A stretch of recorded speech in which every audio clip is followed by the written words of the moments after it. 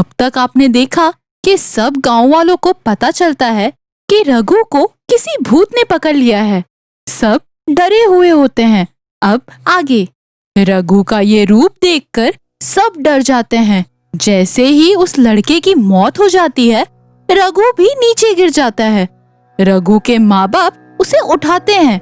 शिक्षक कहते हैं, अब तो हम सबको पता चल गया है कि रघु में बसे हुए भूत ने ही सब बच्चों की जान ली है। सरपंच जी, मैं अभी जाकर मेरे पहचान के तांत्रिक शिवनंदन बाबा को ये बात बताता हूँ। वो बहुत पहुँचे हुए तांत्रिक है, वो हमारी मदद जरूर करेंगे। रघु के बापू मुझे वापस आने में शायद 2 दिन लग जाएं। तब तक आप रघु का ख्याल रखना, हो सके तो उसे बांध कर रखना ताकि वो किसी को नुकसान ना पहुँचाए। ठीक है सर, आप जाकर आइए, हम संभाल लेंगे रघु को। जी सर, आप जल्दी आइए और उन्हें यहाँ लेकर आइए। फिर शिक्षक चले जाते हैं। रघु के माँ बापू उसे लेकर घर आते हैं और उसे बांध कर रखते हैं। शिक्षक शिवनंदन बाबा से मिलते हैं। शिवनंदन बाबा प्रणाम। आओ बेटे, बताओ क्या हुआ है, कोई परेशानी है क्या? हाँ बाबा, मेरे गांव में अजीब सी घटनाएं घट रही है। मेरे गांव में एक मंदिर है जिसमें भगवान की मूर्ति नहीं है। सब कहते हैं कि उस मंदिर में भूतों का वास है। उस मंदिर में जो भी जाता है वो कभी वापस नहीं आता। अभी हमारे गांव के लड़के रघु को किसी भूत ने पकड़ लिया है। उसने 3 लड़कों को भी मार डाला है। अब आप ही कुछ कीजिए बाबा। ठीक है बेटा, मैं चलता हूँ तुम्हारे साथ। फिर शिक्षक के साथ शिवनंदन बाबा उस मंदिर के पास आते हैं। कुछ गांव वाले भी उनके साथ होते हैं। शिवनंदन बाबा उस मंदिर की थोड़ी मिट्टी उठा लेते हैं और गांव में आते हैं। वो उस मिट्टी को हाथ में लेकर कुछ मंत्र पढ़ते हैं और मिट्टी नीचे रखते हैं। उन्हें कुछ बातें पता चलती है। मुझे पता चल गया है इस जगह के रहस्य के बारे में। सदियों पहले इस मंदिर के जगह पर एक राजा का महल था। वो राजा बहुत निर्दयी था। वो अपनी प्रजा के लोगों का बहुत छल करता था। उन्हें मार पीट कर उनसे धन और अनाज लूटता था। एक साल उस गांव में अकाल पड़ा था। किसी भी किसान की फसल नहीं हो रही थी। फिर भी उस राजा ने पूरी प्रजा से उनके पास जो भी था वो लूट लिया। जिनके पास देने के लिए कुछ भी नहीं था, उनको राजा ने मार डाला।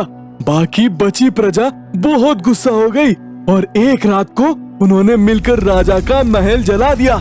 राजा की मौत हो गई।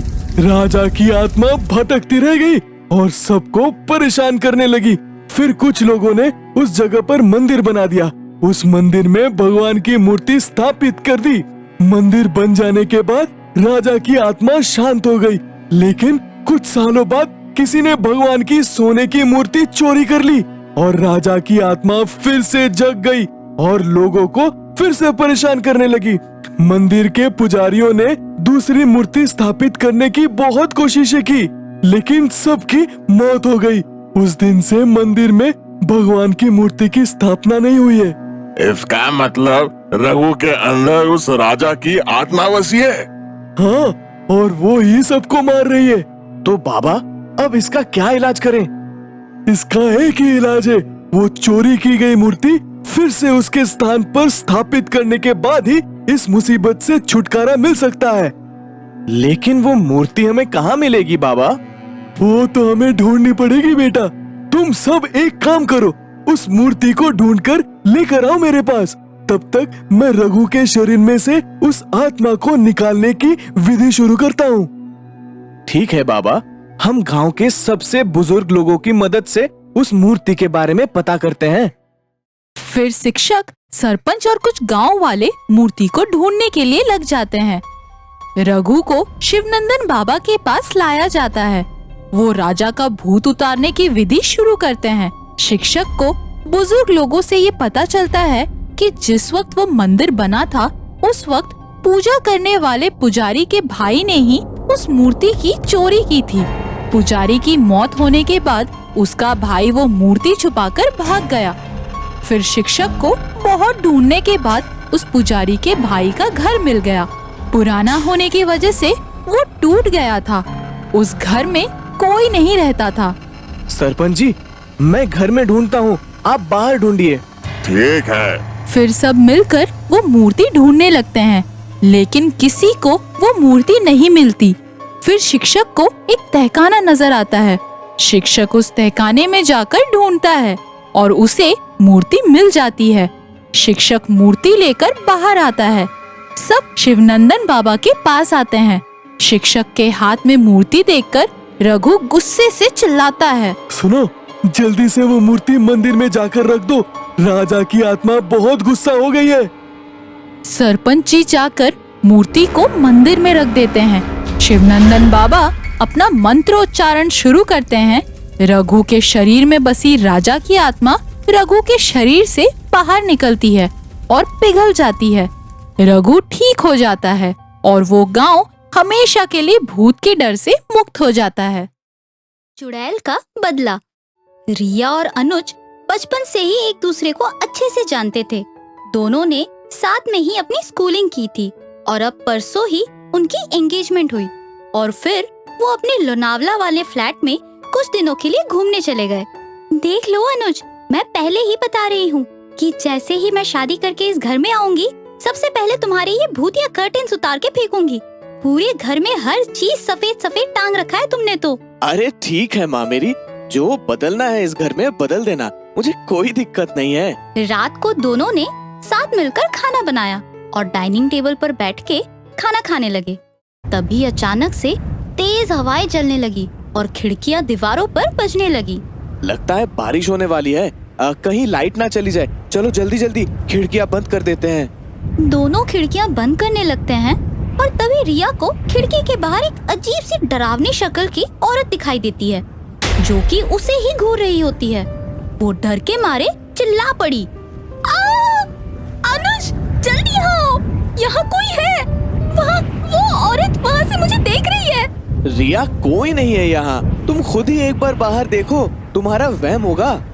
और सचमुच जब रिया ने बाहर देखा तो वहाँ कोई भी नहीं था और तभी अचानक से लाइट चली गई और अनुज मोमबत्ती लेने अंदर किचन चला गया। और तभी अंधेरे में किसी ने रिया के हाथ पे एक डायरी थमाई और जब तक अनुज आया वहाँ कोई नहीं था। यानी उस डायरी को अनुज से छुपा लिया। रात को अनुज के सोने के बाद उसने वो डायरी पढ़ा कि किसी लड़की की थी।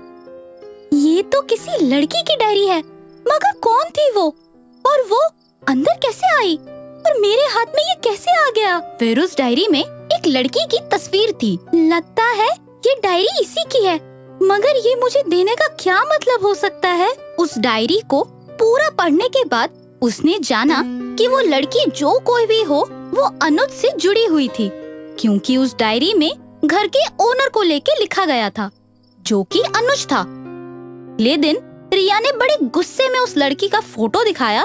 फिर उससे पूछा, अनुज सच सच बताओ, कौन है ये लड़की और इससे तुम्हारा क्या लेना देना था? तुम्हारे चक्कर में ये मुझे हर जगह दिख रही है। अनुज ने घबराते हुए कहा, तुम्हें ये कहाँ से मिली? देखो तुम इस मामले से दूर रहो। ठीक है, मत बताओ, मैं भी ये सब जाने बगैर तुमसे शादी नहीं करने वाली। यार तुम भी कैसी जिद पकड़ के बैठ गई हो। ठीक है सुनो, ये ऋषिका है, मेरे दोस्त राज के साथ रहा करती थी और अचानक से एक दिन उसे धोखा देके किसी और के साथ भाग गई थी वो। और रही बात ओनर वाली बात की, तो मैंने राज से ही ये घर खरीदा था। कुछ दिन बाद राज उस घर पर आया। अनुज कहीं बाहर गया हुआ था और तब रिया घर पर अकेली थी। अरे भाभी, अनुज घर पे नहीं है क्या?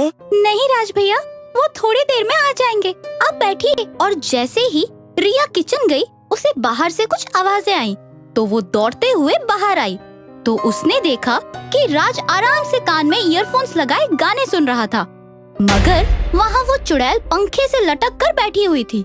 रिया भागते हुए राज के पास आई। भैया ऊपर देखो, जल्दी चलो यहाँ से। तुम यहाँ देखो, मुझे कुछ मत करो, मुझे माफ कर दो। मैं तुझे कैसे छोड़ दूं? मैं तो तुझसे शादी करने वाली थी ना। तू मुझे धोखा देके कहीं और चला गया और फिर अपने गुंडे भिजवा के तूने मुझे मरवा दिया और तू कह रहा है कि मैं तुझे माफ कर दूं?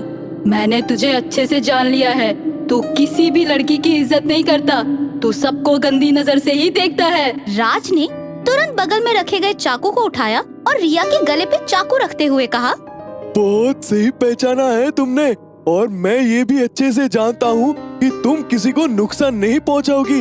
अब मुझे जाने दे यहाँ से। और अनुज ने ये सब कुछ देख लिया था। पीछे से आकर राज के हाथ से चाकू छीन लेता है और उसे बहुत मारता है। मत मारो इसे, इसकी सजा मैं इसे दूंगी। मुझे माफ कर दो, मैंने भी तुम्हें कहीं ना कहीं बहुत कोसा है। और फिर चुड़ैल ने उसे गर्दन से पकड़ा और उसे लेके अपनी दुनिया में चली गई।